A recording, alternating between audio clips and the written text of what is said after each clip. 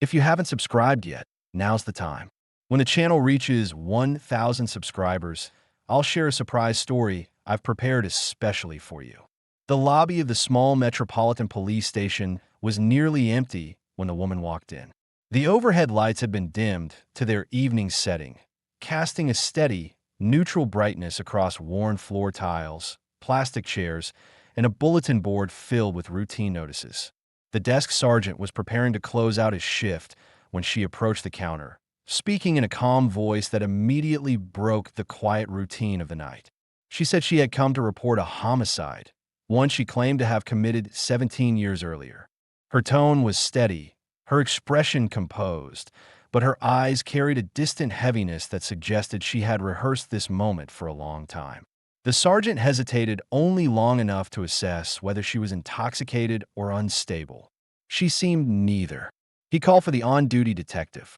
Detective Serhat Demir arrived a few moments later, moving with the quiet caution of someone who had been through several decades of unpredictable cases. At 52, he had the posture of a man who carried the weight of his profession without dramatizing it, shoulders slightly tense, gaze focused, speech measured. He had spent most of his career in homicide and cold case review, partly by assignment and partly by choice. Years of interviewing offenders, victims' families, and unreliable witnesses had shaped his temperament, reserved, analytical, and resistant to premature conclusions. He was respected by colleagues for his ability to remain steady under pressure, though some noted that the job had made him overly cautious, even distant. Serhat knew this about himself, and he accepted it. Emotional control was part of his work. He maintained it the way others maintained equipment. As he guided the woman into interview room 3, he registered several immediate impressions. She spoke clearly, she maintained consistent eye contact, and she showed no signs of agitation or confusion. Her confession seemed deliberate. That alone raised the stakes. False confessions existed, especially in long, cold cases, but they rarely came with this level of composure. Serhat began the preliminary intake with the quiet professionalism that had become his routine. He asked her name, asked her to clarify the year she was referring to, and confirmed that she was aware of the legal implications of what she was saying. Her responses were firm and unhesitating. She described the victim as a young man who had gone missing 17 years earlier and stated she was responsible for what happened. She offered a brief outline of the incident, focusing on location, time of day, and her own involvement. There was no dramatic language, no attempt to justify herself. She reported her actions as if describing a series of tasks performed long ago. As she spoke, Serhat kept the pace slow. He wrote notes carefully, not because he needed them all, but because the act helped him measure the flow of her statements. He observed details, her posture straight but not rigid, her hands still, her breathing steady. Her emotional restraint was unusual for someone making such an admission. It suggested discipline or exhaustion. Either possibility required careful handling. His thoughts moved in parallel to his questions. Why now? What changed? What exactly does she want from this? He kept these considerations internal. Outwardly, he maintained a neutral, structured manner intended to encourage clarity without influencing the narrative. When she mentioned the victim's name, a faint recognition struck him. He had seen that file once, years earlier, while reviewing unresolved disappearances. The case had been classified as a probable accident. The body had never been recovered. Resource limitations and inconclusive evidence had pushed it out of active review. It was the type of case that stayed in the system like a quiet reminder of incomplete work. He requested the archived file from records. While waiting, he continued gathering basic information: her current address, employment history, and medical conditions. She answered everything calmly, still without visible emotion. What unsettled him, privately, was how thoroughly she seemed to have accepted whatever consequences her confession would bring. The file arrived 20 minutes later, its edges worn and pages yellowed from storage. Serhat placed it on the table, but did not open it yet. He wanted her full, unprompted account first. When he asked her to describe the events in detail, She complied with a level of precision that made him pause. She named streets, described weather conditions, and recalled objects near the site where she claimed the incident occurred. She noted distances as if she had memorized them. Serhat wrote everything down but avoided reacting. A veteran detective knew better than to accept coherence as proof. People who lived with guilt sometimes reconstructed memories inaccurately. Others convinced themselves of involvement that never occurred. His responsibility was not to assume truth. It was to verify every detail with disciplined scrutiny. He concluded the initial interview only after ensuring she had stated her intent clearly. She wished to confess to causing the young man's death. She did not ask for legal counsel. She did not request a break. She appeared resigned, almost relieved. When she was escorted to a holding room for the night, Serhat remained in the interview chair for a few minutes, reviewing his notes with a controlled but growing sense of pressure. A 17-year-old disappearance had just been reopened by the person who claimed responsibility. He knew this meant long hours of reconstruction, cross-checking, and quiet confrontation with past investigative failures. Cold cases were rarely clean. They carried the residue of assumptions, errors, and missed opportunities. He opened the old case file at last. The original timeline had gaps. Several witness statements lacked follow-up questions. Photographs were limited, taken quickly by inexperienced officers. There were no definitive conclusions, only guesses presented as likelihoods. Serhat exhaled slowly, absorbing the scope of what lay ahead. His immediate objective was clear: determine whether her confession held factual weight or whether the department was facing another misleading admission. The responsibility of establishing the truth rested with him now, and he approached it with the same restrained determination that had defined his career. Detective Serhat Demir remained at his desk long after the station settled into its late-night rhythm. The building grew quieter, but his focus sharpened as he arranged the old case file beside the fresh notes taken from the woman's confession. He began with the earliest documents: brief field reports, incomplete diagrams, and a timeline constructed by officers who had been managing several investigations at once. A marginal note caught his attention. The victim's last confirmed sighting had been logged by a patrol team responding to a noise complaint near an industrial service road. The entry was short, almost dismissive, yet it gave him a starting point. He checked the digital archive and located the two officers who had handled that call. One had retired, the other now worked in administrative duty due to an injury. Serhat contacted the latter, asking him to come in before the morning shift. The man arrived within the hour, still wearing civilian clothes. He recognized the victim's name, but struggled to recall the details. His memory sharpened only when Serhat mentioned the industrial road. He remembered seeing a young man walking quickly, looking over his shoulder, but he and his partner had dismissed it as a minor dispute or a drunken argument.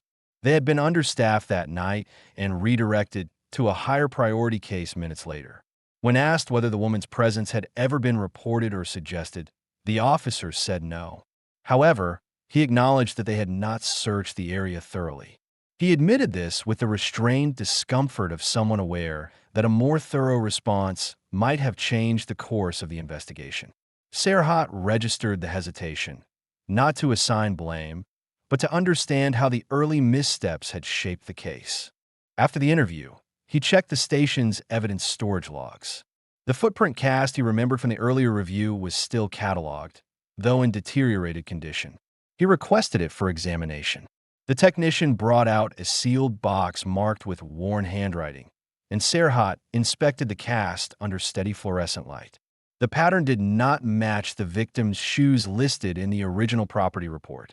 The discrepancy aligned with the woman's statement that another person had been present during the confrontation, although she had not named anyone. Her omission now felt intentional rather than accidental. He noted this carefully. Before pursuing that angle, he returned to the woman's account of the site.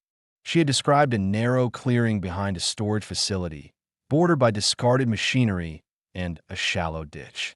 He used city records to check whether the area still existed in similar form. Satellite images confirmed that the basic structure remained intact, though the equipment had been removed over the years. He printed the map, marked the coordinates she mentioned, and prepared to visit at daybreak. He entered the holding room where she sat on a metal bench, maintaining the same steady composure she had shown earlier. He informed her that he would be verifying every detail of her account and that inconsistencies would need explanation. She nodded once, neither defensive nor reluctant. When he asked about her connection to the victim, she offered a brief description of a shared acquaintance, explaining that she had known him through a workplace contact. Her explanation added context to the financial record he had seen earlier. Two small transactions linking the victim to an older co-worker she did not mention. When Serhat pressed gently, she claimed she could not recall further details. The shift in her demeanor was subtle, but he noticed it. Her gaze lowering, her breathing slowing, her answers narrowing to the safest possible wording. It was not refusal, but caution.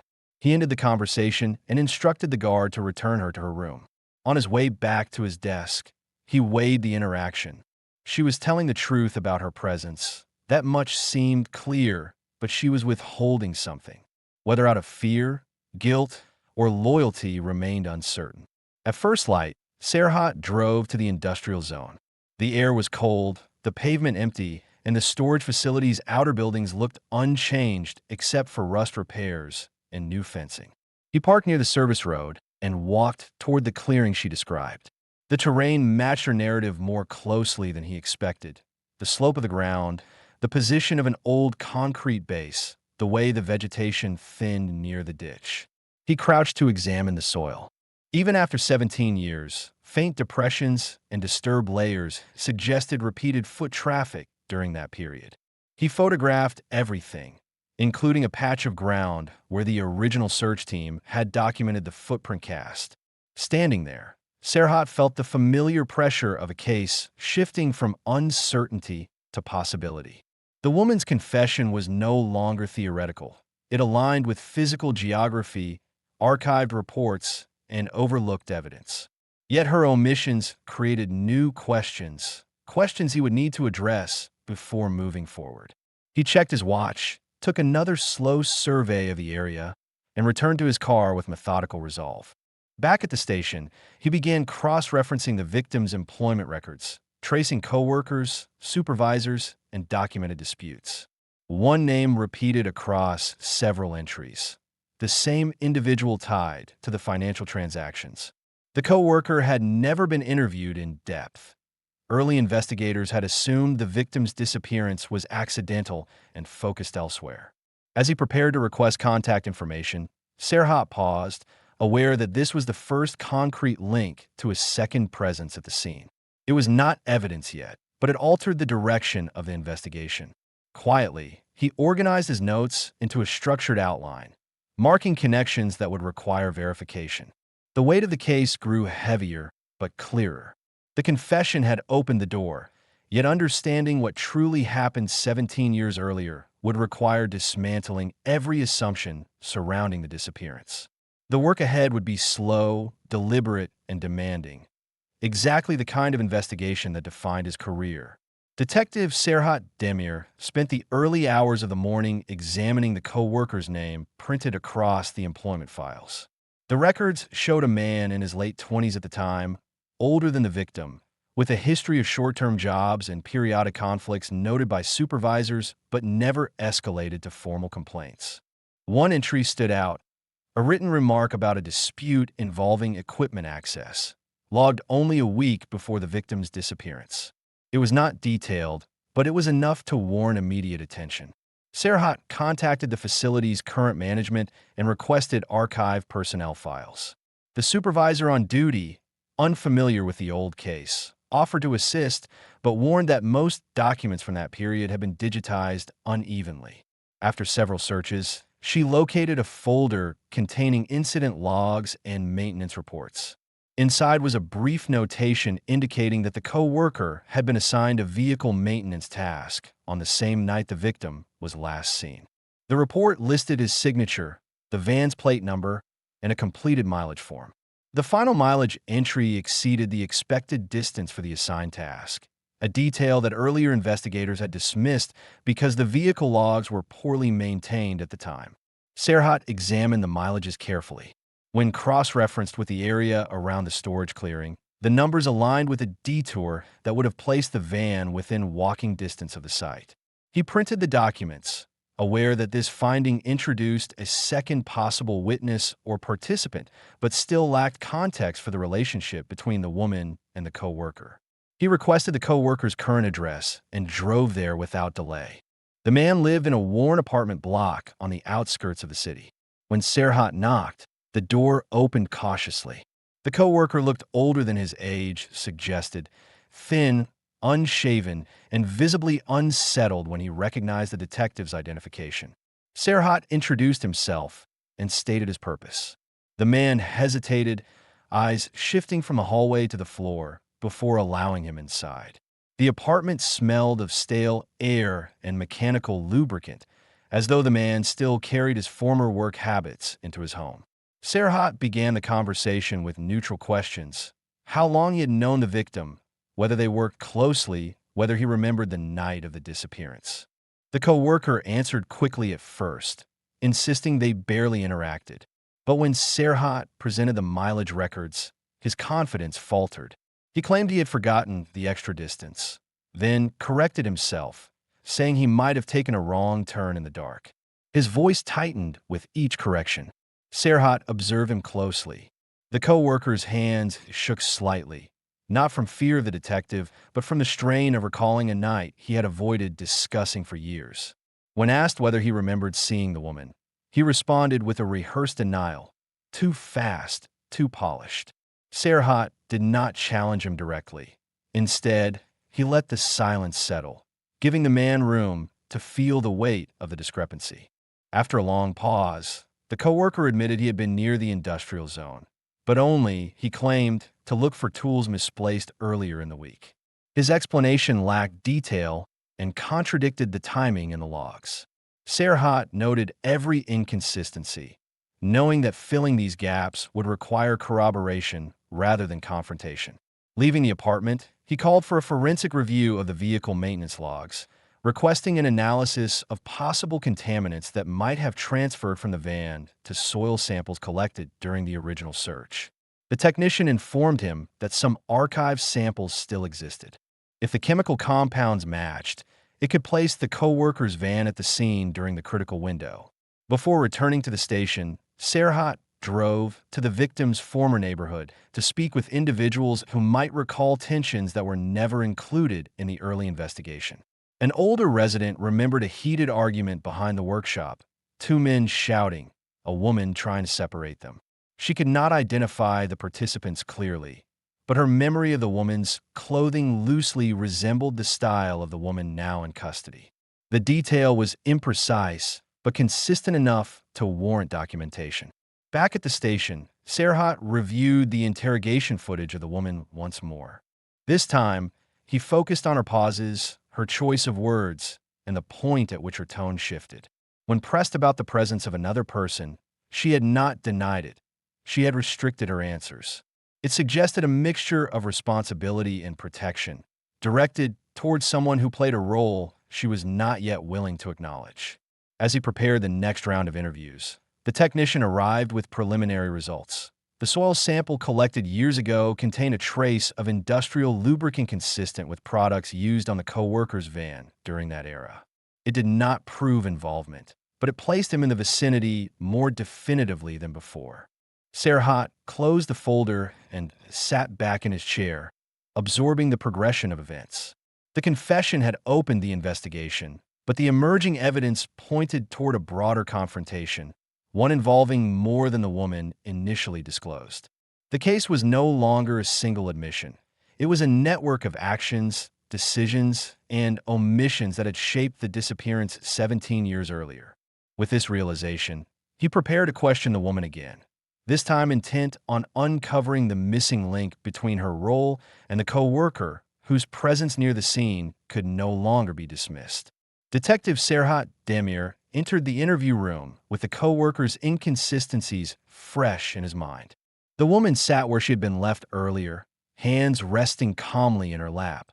her expression unchanged. Serhat placed the new documents on the table, not pushing them toward her yet. He began with the same steady tone he used in all high-pressure interrogations, explaining that new evidence had emerged and that clarity was essential if she wished her account to be taken as truthful. She nodded once, maintaining the same composed demeanor, but the faint tension in her shoulders suggested she understood the direction he was heading. Serhat started with the terrain near the clearing, describing the matched details she had provided. When he mentioned the presence of vehicle lubricant in the archived soil sample, her eyes lowered to the table. She did not react with surprise. Instead, she exhaled slowly, as if bracing for questions she knew would follow. He asked if she was alone that night. She hesitated, a brief pause that carried more weight than any direct refusal. When she finally spoke, her voice was quieter than before. She said she had gone to meet the victim to intervene in an escalating dispute, one she believed could end badly if ignored. The co-worker, she added, had been involved in the argument earlier that day, though she avoided describing the nature of the conflict. Her reluctance signaled that the situation had carried emotional or personal weight she was not yet ready to articulate. Serhat pressed gently, asking what prompted her to step between the two men. She admitted she had known the co-worker for years and believed she could prevent the situation from getting out of control. Her explanation revealed the first clear connection. She had not been a random witness. She had been drawn in by a complicated bond involving both men.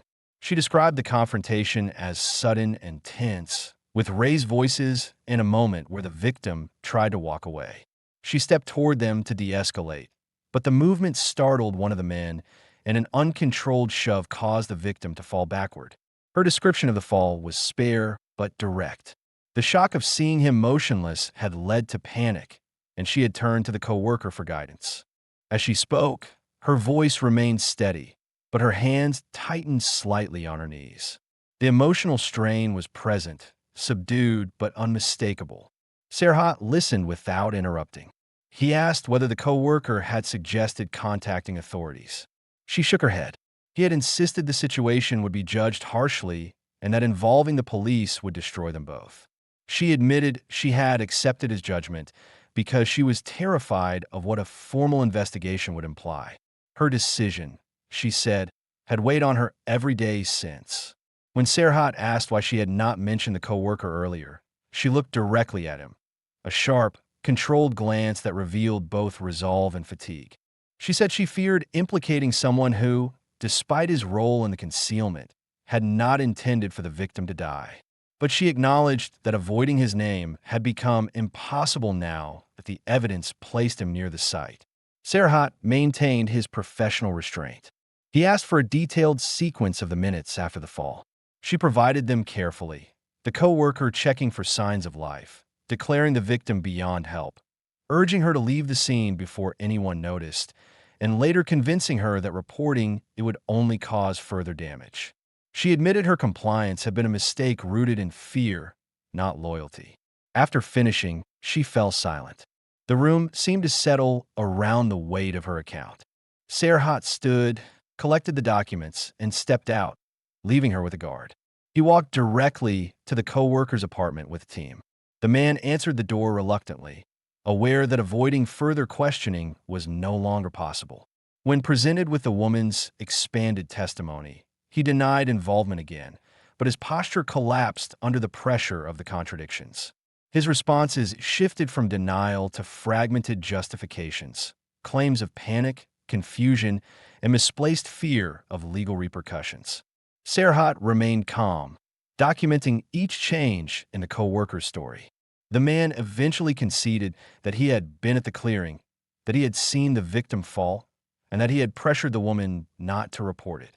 He still refused to acknowledge any physical contact, insisting the confrontation had already spiraled out of control before he arrived. His narrative was defensive, constructed to minimize his role, but he could no longer deny his presence. Back at the station, Serhat reviewed both accounts side by side. The woman had been consistent in describing the fall as accidental, while the co-worker avoided the question with rigid caution. The distinction mattered. One carried guilt and responsibility. The other carried fear of exposure. The investigation had reached a point where both individuals were now tied to the final moments of the victim's life, one through action, the other through concealment. The evidence no longer allowed for ambiguity. The next steps would require validating each claim against whatever remained of the physical record. Serhat organized the files with quiet precision, aware that the final reconstruction of events was close. The weight of the case pressed steadily on his thoughts, not as a burden, but as a responsibility that demanded accuracy, patience, and unwavering neutrality. Detective Serhat Demir returned to the evidence room before sunrise, requesting one final scan of the remaining forensic materials. The technician produced a small container sealed years ago, labeled with the site coordinates, and marked as non-critical debris. Inside were fragments of soil, rust flakes, and a thin strip of worn fabric. Early investigators had dismissed it as incidental waste from a clearing. Serhat examined it under magnification, noting the fabric's faded pattern, a pattern similar to work trousers issued at the industrial facility during the period of the disappearance. He requested a chemical analysis, and while waiting for results, reviewed the co-workers' shifting statements again. Every adjustment in his story traced back to fear of admitting proximity to the moment of the fall. The woman's account remained steadier, but its omissions had delayed the truth for years. Both had acted under pressure, but their responses had diverged in ways that shaped the case from the start. The technician returned with findings. The rust particles matched equipment stored at the clearing 17 years ago, and the fabric contained microscopic lubricant consistent with the van maintenance records. The result placed the co-worker directly at the location during the confrontation, eliminating the possibility that he had arrived afterward. The evidence aligned with the woman's claim that he had been present when the victim fell. With this confirmation, Serhat prepared the final sequence of interviews. He met with the woman first. She listened as he explained the verified findings, her posture straight, her hands motionless. When he asked whether she accepted the forensic timeline, she nodded. Her voice carried a quiet resolve as she admitted the fear that had guided her decisions. She clarified that the push causing the fall had been reflexive, an attempt to break up an argument rather than escalate it, and that she had understood the gravity of her actions only when the victim failed to get up. She did not excuse her choices. She described them with the controlled clarity of someone who had carried the memory for too long. Her statement completed the sequence. It matched the physical layout of the clearing, the injuries described in the original file, and the corroborated presence of the co-worker. Serhat thanked her and signaled the guard. He then returned to the co-worker, delivering the forensic results without dramatics. The man stared at the documents, his resistance collapsing under the weight of evidence. He attempted to maintain distance from the cause of death, insisting he had not touched the victim, but he conceded that he had prevented the woman from contacting authorities. His voice wavered as he admitted he believed the police would suspect him due to earlier disputes, and that the fear of losing his job had pushed him into decisions that spiraled far beyond his control. He acknowledged disposing of the victim's belongings to support the claim of an accidental disappearance. Serhat documented everything, asking precise follow-up questions, but keeping his tone calm. The man's final statement allowed the investigation to align every piece. The confrontation, the fall, the panic, and the concealment that had redirected the original inquiry. By late afternoon, the case file lay open on Serhat's desk, its pages reorganized into a coherent timeline that accounted for every confirmed detail. There were no unresolved elements, no remaining contradictions. The woman faced charges for her role in the fatal altercation, and the co-worker faced charges for concealment and obstruction. Neither outcome felt triumphant. Both reflected the weight of decisions made long ago. As the station quieted, Serhat wrote the concluding section of his report. He described the verified sequence of events, the procedural errors that had limited the original investigation, and the steps that had brought the truth forward. His handwriting remained steady, even as he acknowledged the human cost of the silence that had lasted 17 years. When the file was finally closed, he placed it in the completed case rack. The room around him was calm, the muted hum of the station steady and familiar. He sat for a moment, allowing the tension in his shoulders to ease. There was no victory, no sense of closure beyond the factual resolution. But the truth had been established, and accountability had been restored. He turned off the desk lamp, gathered his coat, and walked out with the quiet composure of someone who understood that justice in cold cases rarely arrived loudly. It came in careful steps, each verified, each measured, until the final weight of uncertainty lifted enough for the record to stand clean.